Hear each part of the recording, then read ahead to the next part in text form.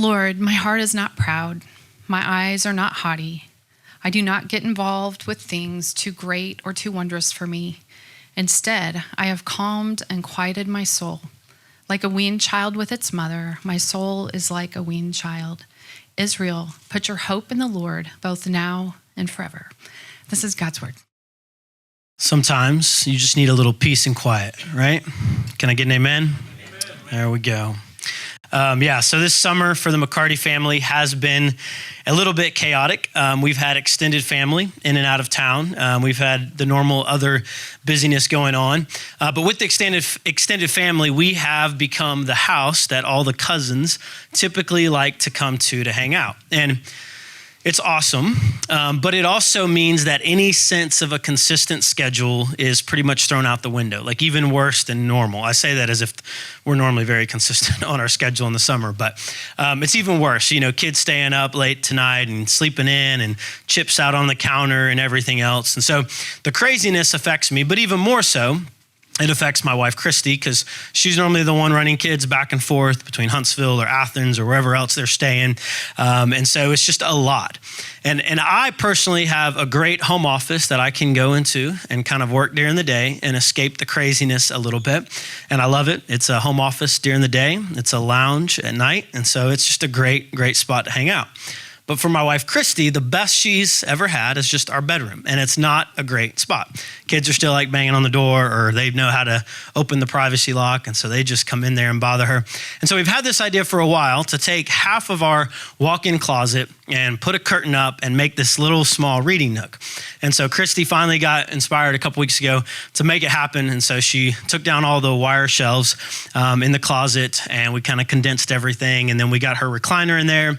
There's still more work to do, but we got a curtain hung up. And so the first couple of days it was great because the kids had no idea where she was. They're like calling her name, looking for her. Now they know where she's at. But now there's 3 doors between them and her instead of just one. So it does help a little bit, right?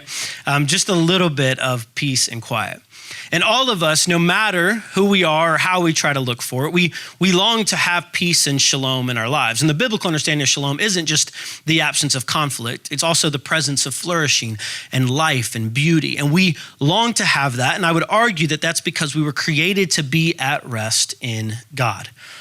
As St. Augustine famously said, "You have made us for yourself, O Lord, and our heart is restless until it rests in you." Today, we're wrapping up our Psalms for the summer, and we're looking at chapter 131, as you just heard read. It's one of the Psalms of ascent that the pilgrims would sing on their way to worship God in Jerusalem. And just like us, many of these pilgrims found themselves looking for peace and quiet amidst a world that was full of conflict and chaos and the unknown. And this psalm served to remind them as they headed to worship God where true rest is found, where true peace is found. And my prayer is that it does the same for us during our time together this morning. So church, it is a joy to be back with you all, gathered as God's people for the purpose of fixing our eyes on Jesus, who is the Prince of Peace. For those of you, if I've not met you, my name is Joel. I get to serve as one of the pastors and elders here at New Eden. I do want to say thank you to those who filled in preaching while I was on a preaching break this summer. And that was a blessing for me to also receive. And it gave me more time to dedicate to supporting my family through other means and spend time on other things in regard to New Eden. And so that's, thank you for that. Like I said, this is the last sermon in the Psalms for this summer. The plan, if you like to know what's coming, next week we're going to begin a short 3-week series called Echoes, where we just kind of look at the meta-narrative of Scripture and just kind of cover from Genesis to Revelation and kind of see the big picture and zoom out. And then we plan to begin our series in Revelation, specifically looking at the 7 churches as we kind of get into it. And so that's kind of the plan for the fall. But today, like I said, Psalm 131. I love this psalm because it gives us a vivid picture that conjures up emotions and feelings that help us wrestle with the idea of what it really means to have a calm, quiet, and peaceful soul. And we're going to look at it closer as we go through the text, but the imagery employed is that of a child who has learned to fully trust their mother for what it needs. And because of this, there is no fear of the outside world or fear of the future because they are with their mom and they have learned to trust that she will take care of them and give them what they need to be sustained.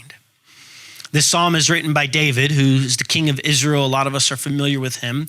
And so it's got 3 verses, and kind of in line with that, it has 3 clear movements for us that we're going to look at: humility, trust, and hope. These are the 3 kind of main movements of the psalm. And so let's look again at the first half of verse 1 and start looking at this idea of humility. It says, "Lord, my heart is not proud," or literally like lifted up. "My eyes are not haughty or lifted up." And so this is the first idea of humility. Now, we get familiar with passages, and so maybe they don't strike us as funny. But if you actually read this, it's kind of funny to me because I don't know if you've ever tried this, but if someone was like, hey, they meet you for the first time, they're like, tell me a little bit about yourself. And you're like, well, I'm not proud at all. I'm not haughty. I don't look down on people at all. I don't snub my nose at people. I'd be like, have people been telling you you're arrogant recently? And you're trying to defend that, right? That wouldn't be what we would start, right? I don't think that's what's going on here. I don't think David is trying to just convince himself and God that he really is humble. I also don't think it's David trying to feign some kind of fake humility like we do. I've been there where I've been like, man, I hate that came across as arrogant. And I don't even actually care that I might have been arrogant. It's I just hate it came across that way because, that might have been off-putting. But so you fake this kind of humility. I don't think that's what's going on. I believe that this is David in this moment simply being honest, confessing to God what he knows to be true. This is the man that has written multiple times that he knows that God knows the inner depths of his being. So he knows that he can't hide from God. And God has brought David to the point where he can honestly say, I know my place. I don't think that I always know best or that I always have the answers, especially in your presence, God. I have no room to boast. You are God, and I am not. This reminds us to remember that everything we have has been given to us by Yahweh himself. So we have no room to boast in and of ourselves and in and of our own doing. In the New Testament, the Apostle Paul appealed to the Corinthians with this same logic. When they were lifted up in pride to bring them to humility, this is what he says in 1 Corinthians 4:7. He says, "For who makes you so superior? What do you have that you did not receive? If in fact you did receive it as a gift, why do you boast as if you hadn't received it?" This was true of David, it was true of the Corinthians, and it's true of us. The first step to peace, to calmness, is humility. It is recognizing who we are and who God is. We are from dust and to dust. In the whole scheme of things, our life is but a vapor. It appears and then it's gone. And so the only thing we have to lift our eyes toward is the cross of Christ. It's what Paul expressed in Galatians 6:14. He says, "But as for me, I will never boast about anything except the cross of our Lord Jesus Christ. The world has been crucified to me through the cross, and I to the world." There was no earthly thing that Paul would find his boast in. And this is the point that David had come to. Like a weaned child sitting in his mother's lap, fully dependent on the one who held him. Eyes not lifted up, heart not proud, but simply content. Content to be human. Content to simply be God's, but not to be God. A posture of contentment. This also led David to be able to say what he went on to say at the end of verse 1. Look at it. The second half, he says, "I do not get involved with things too great or too wondrous for me." Some translations say consume. I don't consume myself with things too great or too wondrous, literally miraculous for me. David understands, because of this posture of contentment, that he knows what he's to be concerned with and what he's not supposed to be concerned with. He trusts that his father knows best. This doesn't mean he shirks his responsibility. David was called to be the king of Israel. He had a responsibility there. It wasn't shirking that or the works that God has ordained him to walk in, but David knows his lane. Literally, the idea here is that he doesn't walk in things. That's the literal Hebrew. I don't walk in things that are beyond my ability or understanding. He doesn't get overly anxious about things outside of his control. He doesn't try to manufacture the miraculous. And he doesn't think that when he doesn't understand or he can't see past right in front of him, that God is withholding something from him. Instead, he trusts that he'll be given what he needs to know when he needs to know it. Maybe we can understand this a little bit through a simple illustration, but I don't know if you've ever had a child ask one of those questions that you're like, I actually can't even answer that. Like I want to. What I started doing a while back is I just answer it as if they should understand, and they look at me like, of course it leads to 45 more questions, right? But it's like the terminology, the language, the experience, all of what would be necessary. Like it would take years to build to the point to answer the question. And so all you can say sometimes is, like, you're gonna have to trust me, and we're gonna get to that. You'll understand it someday, right? Like explaining algebra to a kindergartner isn't helpful. You have to start with 2 + 2. But oftentimes with God, at least for me, I can be like the kid begging God to show me why things happen the way they do, why he can't do it my way. And the reality is I don't have all the information.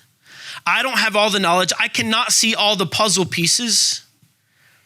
And if I'm not careful, I can spend a ton of energy occupying myself with things that are much too marvelous or great for my mind to comprehend right now. And in these moments, if I'm not careful, I'm trying to become God. I want to orchestrate the future. I want to control it. I want him to condemn the people I would condemn and like the people I would like and make the situations work out just like I would make them work out. But when we do this, it never goes well for humans. Like just read the Bible. And David says here that he's learned to simply trust. When I read this language of occupying oneself with things too wonderful or marvelous, I think of Job. We heard the passage actually read during our time of prayer and confession. Job had been through a lot, right? If you read the book of Job, suffered greatly.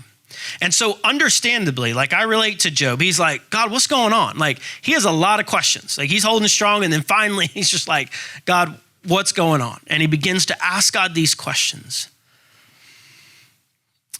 And I love God's response because he doesn't actually answer the many questions Job asked, but instead gave him something better. See, Job wanted to just know why, to understand it, but God knows that Job can't fathom or understand that. And so instead, he simply shows Job himself. Like what we heard read earlier was like at the end of like 4 chapters of God simply reminding Job of his power and might. And God gets a little sarcastic with Job. Like, hey, you answer me. Tell me, since you know, surely you know. How were the foundations of the earth laid? Where were you? How were the cornerstones? When the morning stars sang together. Surely you know, Job. I love the sarcasm there. That's my excuse for being sarcastic. Not always a good one.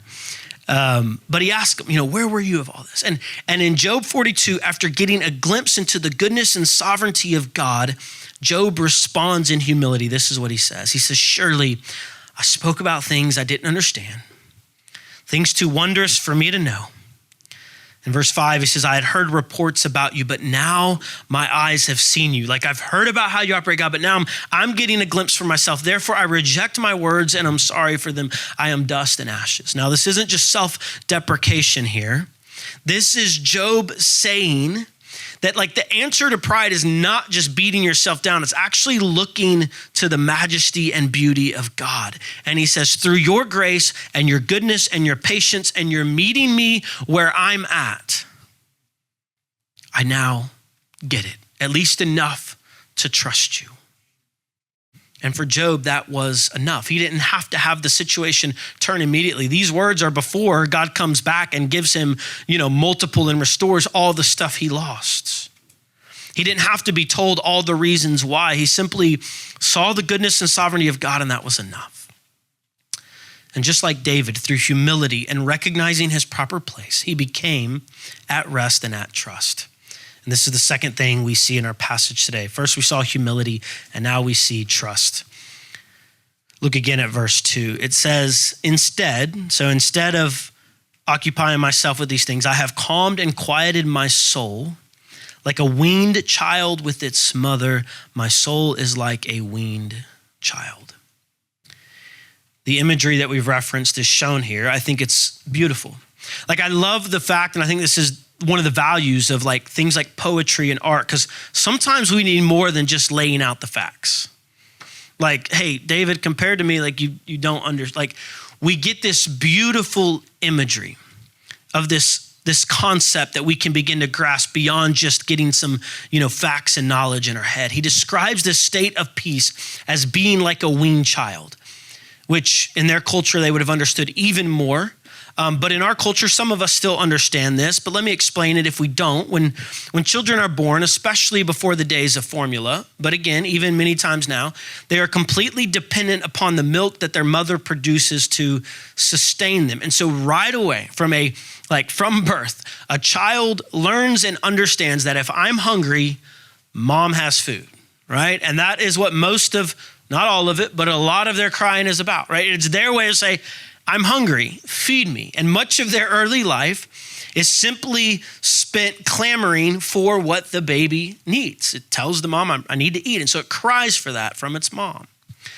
But as a baby got to a certain age, anywhere from 2 to 3 in this culture typically, they begin to be weaned off of breast milk and move on to more solid foods. And this is what we mean by weaning. Now, for the baby, this can be a difficult time and a challenge because things are changing and they have to learn that. It's a learned concept.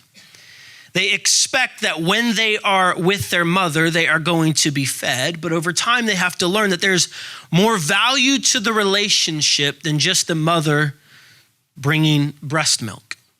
They have to learn that being with their mother has value in and of itself. That just being in the presence of the mother, that there is a peace. Even if it's a little hungry, it recognizes that there is a meal coming and that the mother will provide, that a good mother will give to its child what they need. Not always what they want and when they want it, but what they need when they need it. And over time, they begin to learn and trust and love their mother, not only for what she provides, but also for who she is.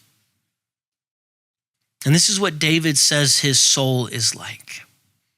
And I think it's beautiful imagery.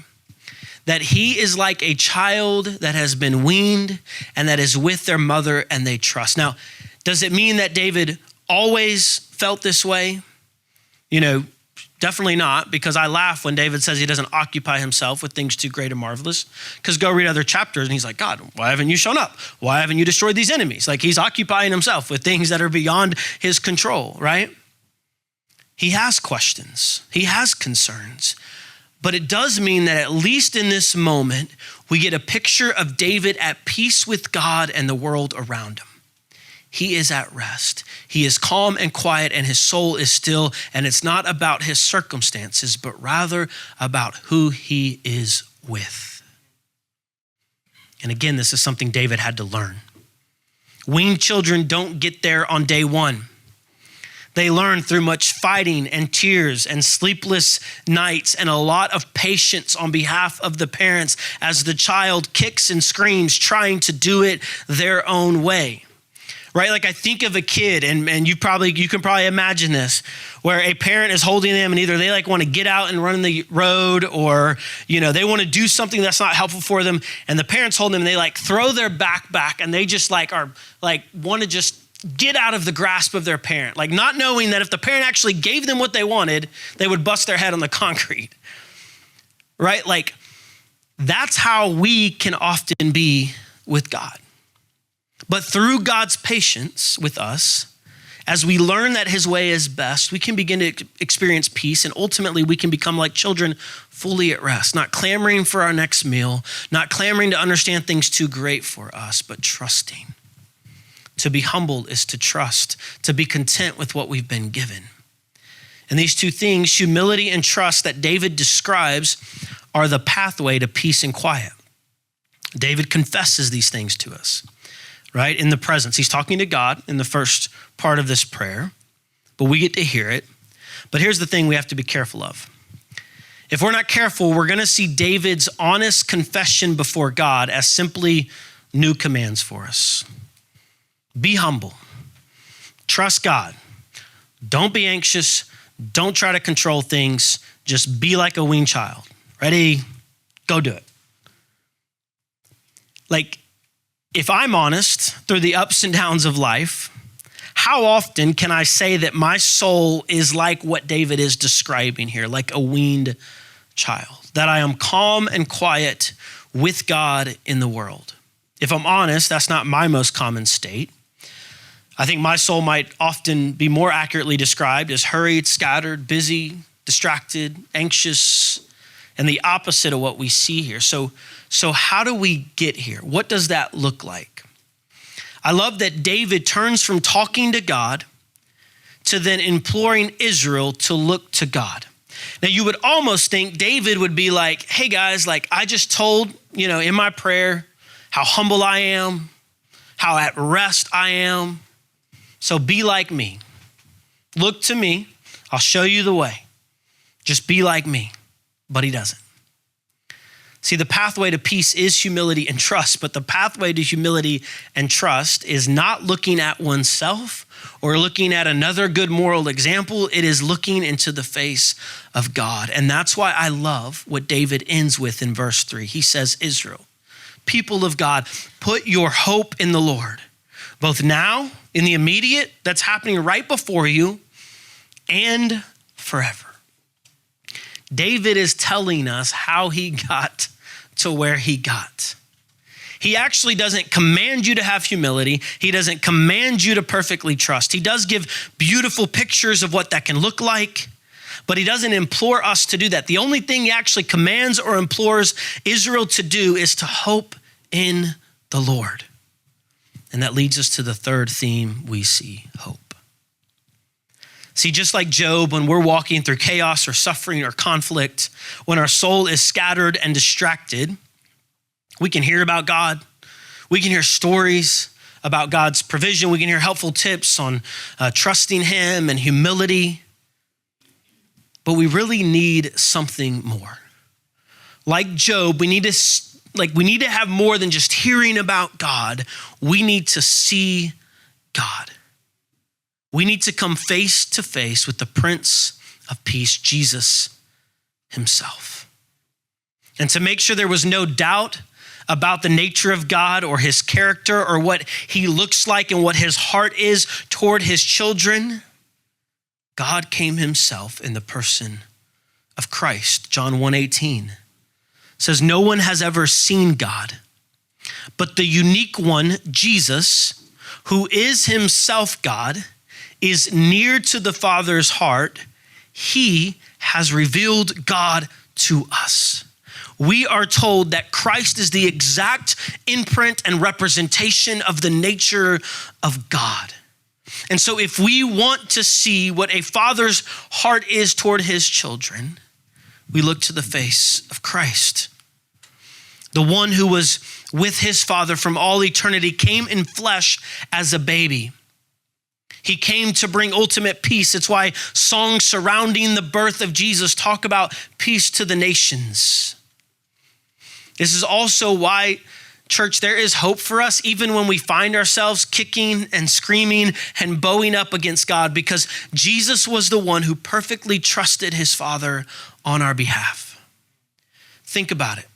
The creator of the universe, the one who told Job, like I carved out cliffs with my hands. Like I told the morning stars where to go. I told the ocean where to stop and don't go any further. This magnificent one, now confined in time and place in the flesh of a baby. You want to talk about dependence. You want to talk about trust. Talk about faith. And he did all of this on our behalf. He did it to save a bunch of screaming babies who want their own way. He did it to put an end to sin and death and chaos. And this baby boy grows up and willingly allows himself to be crucified. The same trust he displayed in the cradle, he displays in the garden when he says, that's not what I want. In my humanity, is there any other way? Nevertheless, not my will, but yours be done. He gives us everything we ever needed himself. We get the best gift up front. He enters into conflict so that we might have peace. He wages war against the author of confusion and division.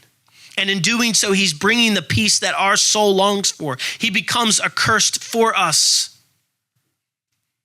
And on the cross, he redeems us and he brings shalom. He reconciles the world to himself. His blood shed is sowing a seed that would reap a harvest everlasting. He's simply the first fruits. And you again see that trust displayed on the cross. What does he say? As he's breathing his last, he says, Father, into your hands I commit or give you my spirit. Here you go.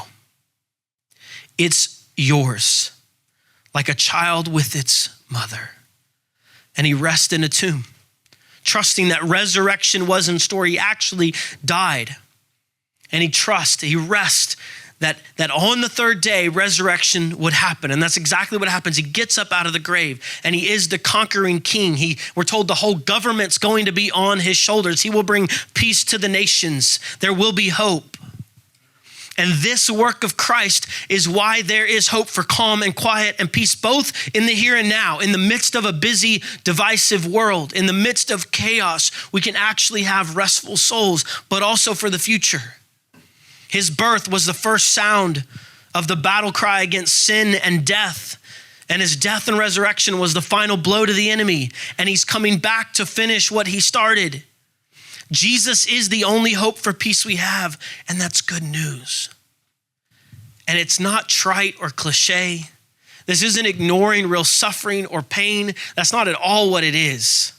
This is rooted in reality. Like he actually does sustain his children. He actually does give us what we need. Simply because we are with our Father who knows best, we can trust. Not just because he makes our life more comfortable in the here and now, but like a weaned child, like we're just glad to be in his presence, sitting in his lap. We know that he'll provide for his people. We know that God will supply all our needs according to his riches in glory in Christ Jesus. And just like the young child, yeah, he doesn't always give us what we want, but he will always give us what we need when we need it. He knows each sparrow that falls. How much more his children?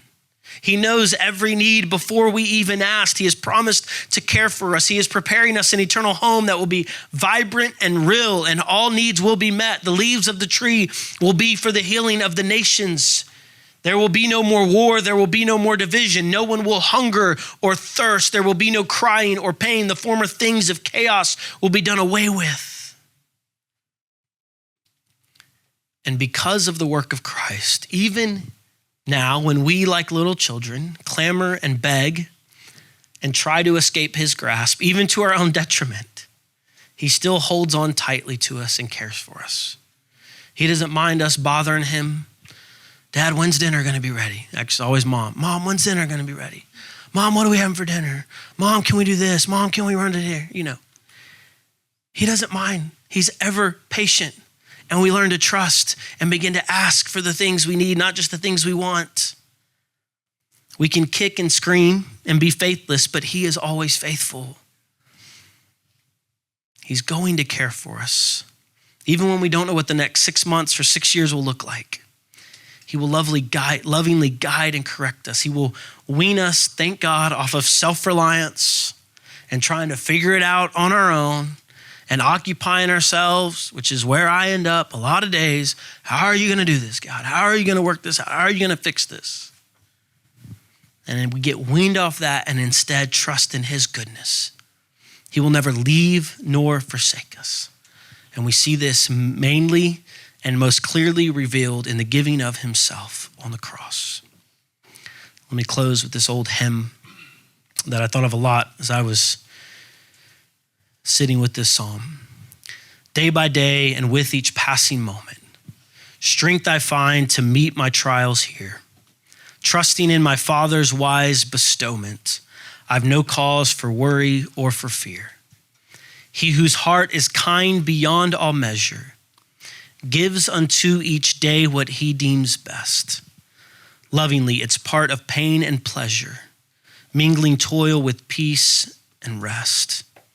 Every day the Lord himself is near me with the special mercy for each hour. All my cares he gladly bears and cheers me. He whose name is Counselor and Power. The protection of his child and treasure is a charge that on himself he laid. As thy days, thy strength shall be in measure. This the pledge to me he made.